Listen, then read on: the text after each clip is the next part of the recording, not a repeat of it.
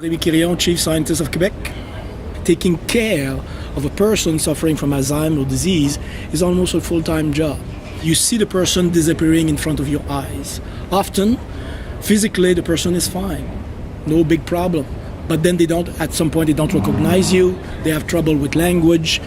So it's very, very difficult because your father does not recognize you anymore, your spouse, your friends. So it's a very, very difficult disease. When I started to work in dementia in the early 80s, some of my colleagues at McGill told me, don't go in that field. It will be extremely frustrating. There is no progress. You will never work.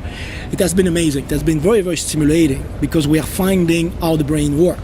We still don't have a good treatment for Alzheimer's disease, but we have learned a lot about how memory works in the brain. And we hope that in time, this will lead to new treatment.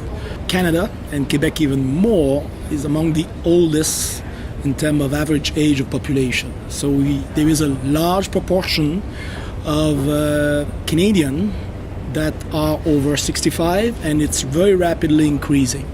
So we need to come up with ways to help the family that take care of Alzheimer's patients. And of course, we need also to find better treatment for Alzheimer's disease because we don't have good treatment at the moment. The government of Quebec decided to create that position, Chief Scientist, and I started September 1st. And it's basically to try to stimulate collaboration between various type of scientists, like engineer or social scientists, or even people that work in arts and health, to try to resolve or come up with better solutions for big problems, like climate change, like the aging of population and so on. So we have more and more to work in team, and that's why they said, well, we'll have one person that will try to oversee the whole of the research strategy for the province of Quebec, and that way maybe we'll make progress more rapidly. Another objective is also to have one line of reporting for them, because I'm the one basically dealing with the minister instead of having 3 or 4 different people that come every year with their ask for budget and all that. So now it will be more centralized.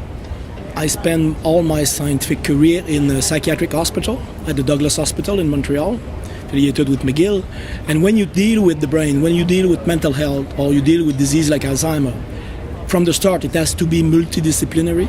So you have to have work with geneticists, you have to work with clinicians, you have to work with psychiatrists, you have to work. So it's teamwork.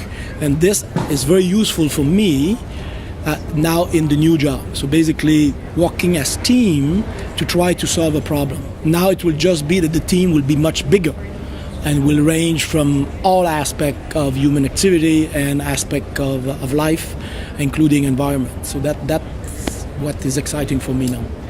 Quite often, different group of scientists that work on similar problems don't know each other, even if they are in the same university, like the large university like Montreal or McGill, so that just knowing each other already is a big plus. Problem thus far, no, because it's too new, just September 1st. So I'm sure when it will be time to decide on 4 or 5 big projects that we will do over the next few years, then it will be more difficult. Because I'm sure we'll get many propositions, many suggestions for large projects, and with the resources that we will have, we will not be able to do more than 4 or 5. So certainly there we'll have to make choice, and it will be difficult choice, but that's part of the job. Do you have any idea what will be your flagship? I have started to give various talks here and there. I have started visiting the Quebec University, and I'm also calling for suggestions from the scientific communities. There is something on climate change, for example, as one big one. Aging of the population could be another one. In Quebec, the government of Quebec is pushing very hard on what we call the Plan Nord, so for development of the North, in terms of mining industry, in terms of engineering, but there is also huge opportunity there in terms of healthcare, finding new way to provide healthcare to the people of the North. Same thing in terms of culture, taking people that live there into the equation. Basically, they have to be at the table when we discuss this type of big project. So all that is in the work at the moment, and hopefully I'm pretty sure that the Plan Nord will be one project, and probably the aging of the population will be another one.